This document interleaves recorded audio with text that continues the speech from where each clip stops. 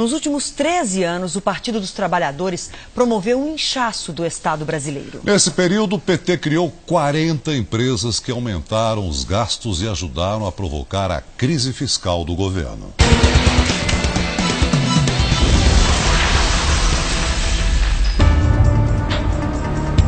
Governar é abrir empresas. Este bem que poderia ser o lema do PT no poder. Em 13 anos, Lula e Dilma criaram 40 novas estatais no Brasil.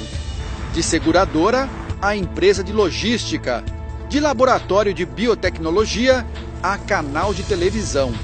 Se funcionassem como empresas privadas, que dependem apenas do próprio caixa para sobreviver, muitas delas já teriam fechado as portas, pois operam no vermelho desde que entraram em operação.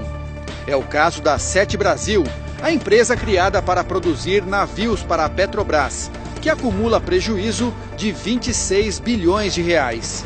E a TV Brasil, a emissora pública criada em 2007, que acumula um rombo de 6 bilhões de reais. O Brasil apostou numa espécie de aventura expansionista, né? Ou seja, a velha ideia de tentar retomar o desenvolvimento do país com investimento público, a criação de estatais, não é? E aí eu acho que houve um estímulo ao consumo como grande saída do país. Eu acho que aí o Brasil se perdeu. O problema não é apenas a viabilidade financeira das novas empresas. Para uma estatal funcionar, é preciso gente para trabalhar.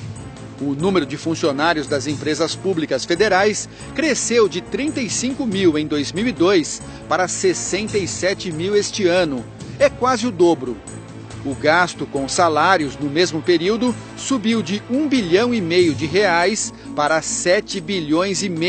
O inchaço da máquina se estendeu ao Poder Executivo Federal. O total de servidores no país saltou de 810 mil em 2002 para mais de 1 milhão no ano passado. Entre concursados e cargos de indicação política, o PT criou, em média, 20 mil vagas por ano. Haja imposto para sustentar uma estrutura tão grande. Mas isso tudo acabou, acho que, eclodindo a crise em 2013 em diante, quando a crise econômica fez com que o PIB caísse, não é? E com isso o nosso déficit fiscal explodisse.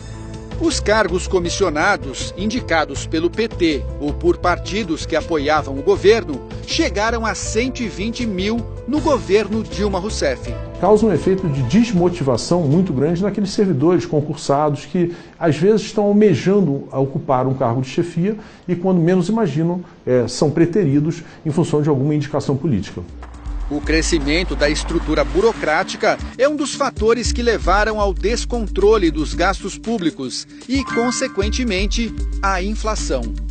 Sem ter de onde tirar mais dinheiro para sustentar a máquina, a aventura expansionista jogou o país na recessão. Num governo sem projeto, né, o que sobra é a cooptação, pura e simples, né? Agências reguladoras, estatais e assim por diante. Isso foi muito negativo, é um dado muito negativo dessa experiência. Para piorar o quadro, os indicadores negativos da área econômica pegaram o governo Dilma Rousseff num momento de fragilidade, por conta do maior escândalo de corrupção da história do país. Os crimes cometidos na Petrobras e em outras estatais não têm digitais apenas do PT, mas de vários partidos políticos. No entanto, a crise veio à tona após 13 anos do partido no poder, o que leva a crer que o PT teve papel de destaque no escândalo agora revelado. Seria o discurso da honestidade apenas demagogia para alcançar o poder?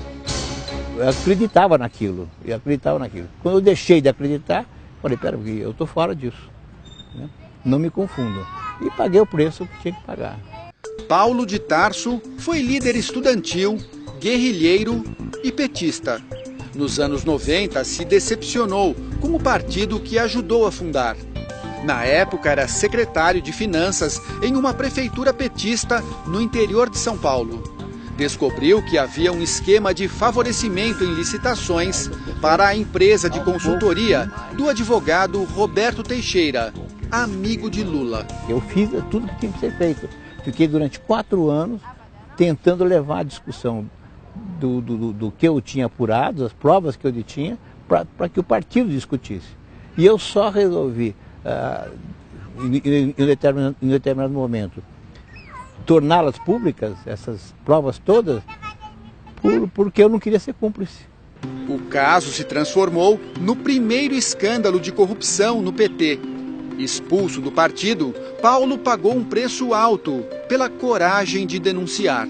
Eu era o traidor, e como tal fui transformado em pária político. Eu sei as dificuldades que eu passei, né, de simplesmente o PT e seus dirigentes, militantes, impedirem até que eu trabalhasse. A assessoria de imprensa do PT disse que o partido não cria e nem gerencia cargos públicos e que fez um governo de coalizão durante os 13 anos, inclusive com o PMDB. O novo governo diz que já começou uma reforma administrativa que pretende reduzir o número de cargos comissionados. A previsão é cortar cerca de 4.500 vagas.